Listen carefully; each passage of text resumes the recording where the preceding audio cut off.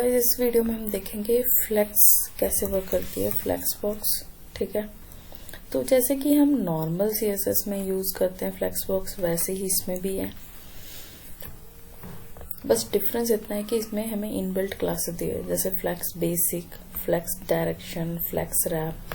ठीक है, इसमें भी सेम क्लासेस है, बट ये है कि इसमें आपको अलग से सीएसएस नहीं देनी, इसमें इनबिल्ट क्लासेस है। ठीक है, तो जैसे कि यहाँ पे देखिए फ्लेक्स डायरेक्शन है, फ्लेक्स रो, मतलब कि वो एक रो में उसको अरेंज कर देगा, रो रिवर्स उसको उल्टा कर देगा, मतलब रिवर्स ऑर्डर में कर देगा। कॉलम वर्टिकली एक लाइन में डेटा आपका आ जाएगा, और कॉलम रिवर्स वर्टिकली वो रिवर्स कर देगा आपके डिप को। तो इसकी एग्जांपल्स देख लेते हैं।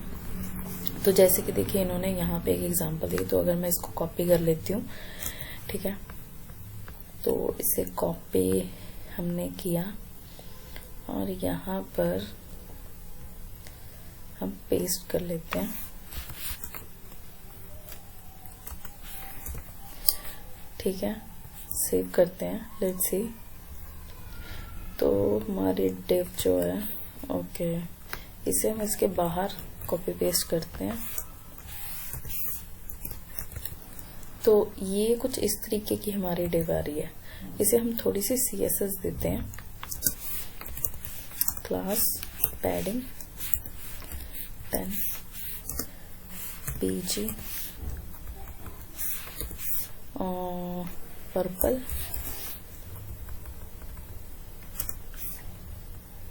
ओके। तो इसे मैं कॉपी पेस्ट करके सब में पेस्ट कर देती हूँ, ताकि इसका जो UI है वो बेटर लगे और हम इसे मार्जिन -10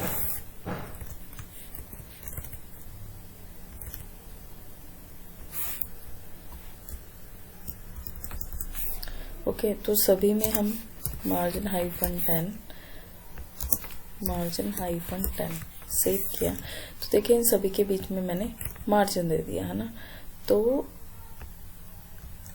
देखिए इसने यहाँ पे हमने प्रॉपर्टी दी है फ्लेक्स -रो, मतलब कि वो एक रो में आएगा। अगर आप इस चीज को कॉलम कर दोगे,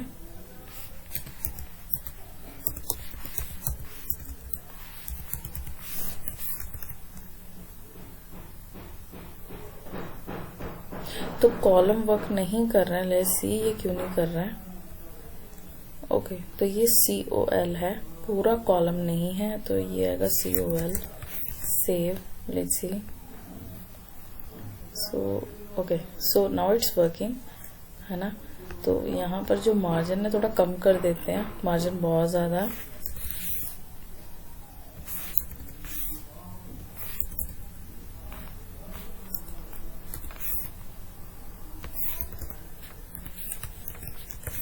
ओके, तो ये देखिए जब आपने रो दिया तो जब आपने कॉलम दिया तो कॉलम वाइज इसने सारी स्पेस को ऑक्युपाई कर लिया। अगर आप इसको रो दोगे तो ये एक रो में आएगा पूरा। ठीक है, तो आई होप आपको फ्लेक्स की ये प्रॉपर्टी भी समझ आ गई होगी। अब अगर आप दोगे फ्लेक्स, यहाँ पे एक प्रॉपर्टी है रिवर्स की, तो वो देख लेते हैं, फ्लेक्स रो रिवर्स। ठीक है, तो रो के बाद अगर आप यहाँ पे रिवर्स लिखते हो, सेव किया, और यहाँ पर देखिए हमने एक तो ये देखो, जैसे पहले हमारा क्या आ रहा था, मैं इसको फिर से ना रिवर्स करती हूँ। ठीक है, तो अभी देखो 1 2 3, पहले 1 है, फिर 2 है, फिर 3, और ये स्टार्टिंग में आ रहा है, डिव की स्टार्टिंग में।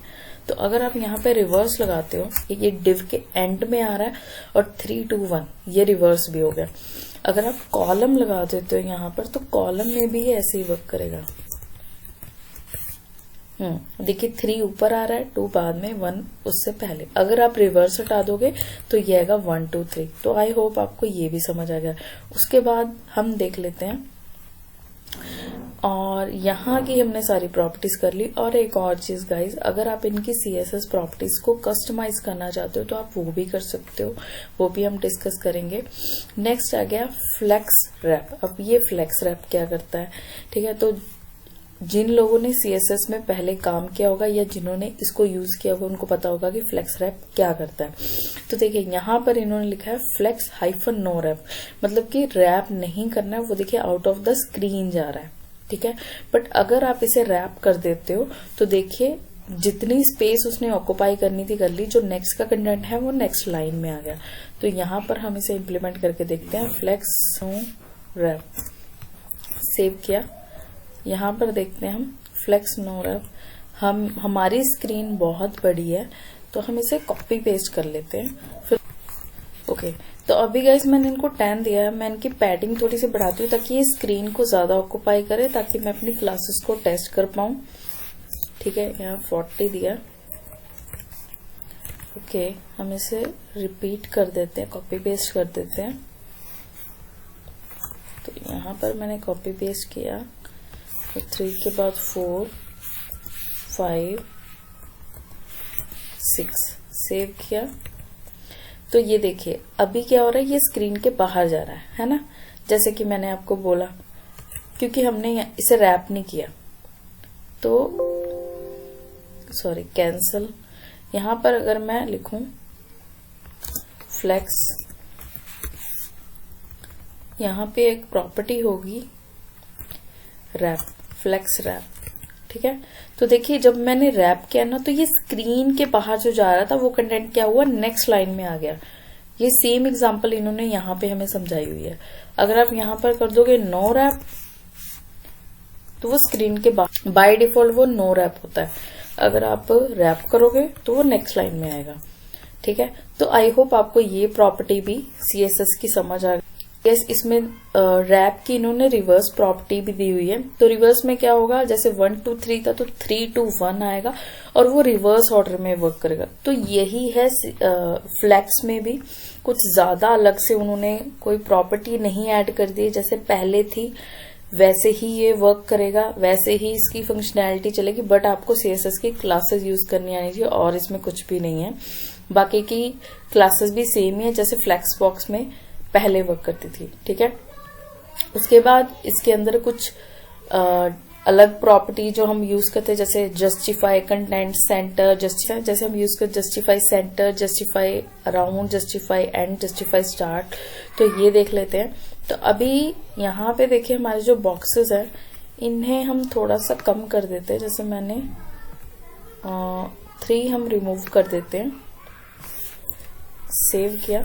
तो कुछ इस तरीके के हैं। ठीक है, 3 है तो मुझे ये सेंटर में चाहिए। तो मैं यहाँ पर अगर यूज करूं, जैसे इन्होंने दी हुई है, हमें क्लास दी हुई है जस्टिफाई, और ये जो जस्टिफाई की क्लासेस है ना, ये फ्लेक्स के साथ ही काम करेगी। मतलब कि आपकी जो मेन डिव है वो फ्लेक्स होनी चाहिए और उसके साथ आपने इसकी प्रॉपर्टी को इम्प्लीमेंट करना, तभी ये वर्क करेगी। ठीक है, तो यहाँ पर देखिए जस्टिफाई कंटेंट है जो कि सेंटर में आपके कंटेंट को रखेगा। तो यहाँ पर लिखते हैं हम जस्टिफाई सेंटर, सेव किया। ओके, तो हमारे बॉक्स देखिए सेंटर में आ गए। पहले ये सेंटर में नहीं थे, मैं इसे रिमूव करती और फिर से हम चेक करते। देखिए ये लेफ्ट में थे और जैसे ही मैंने जस्टिफाई कंटेंट सेंटर लिखा, अगर आप इसे बिटवीन कर देते हो तो ये देखिए इन्होंने क्या किया, इक्वल स्पेस डिवाइड कर ली। अगर आप इसे स्टार्ट कर देते हो स्टार्ट, तो ये लेफ्ट में आ जाएंगे। अगर आप एंड कर देते हो, ठीक है, तो ये एंड में आ जाएंगे। तो इस तरीके से जस्टिफाई की क्लासेस, तो आप इसको इम्प्लीमेंट करके देख सकते हो। तो यहाँ पर देखिए हमारे फ्लेक्स बॉक्स भी क्लियर हो चुके हैं कि फ्लेक्स बॉक्स की जो क्लासेस है उसको कैसे इम्प्लीमेंट करना है। तो आई होप आपको ये समझ आया होगा। नेक्स्ट वीडियो में हम देखेंगे how to make responsive of your page. आप अपने पेज को रिस्पॉन्सिव कैसे बनाओगे। ठीक है, तो मिलेंगे गाइज नेक्स्ट वीडियो में। अभी तक अगर आपको वीडियो अच्छी लगे हो प्लीज सब्सक्राइब करना, लाइक करना, शेयर करना और कमेंट करके बताना आपको वीडियो कैसी लगी। ठीक है, तो मिलते हैं नेक्स्ट वीडियो में।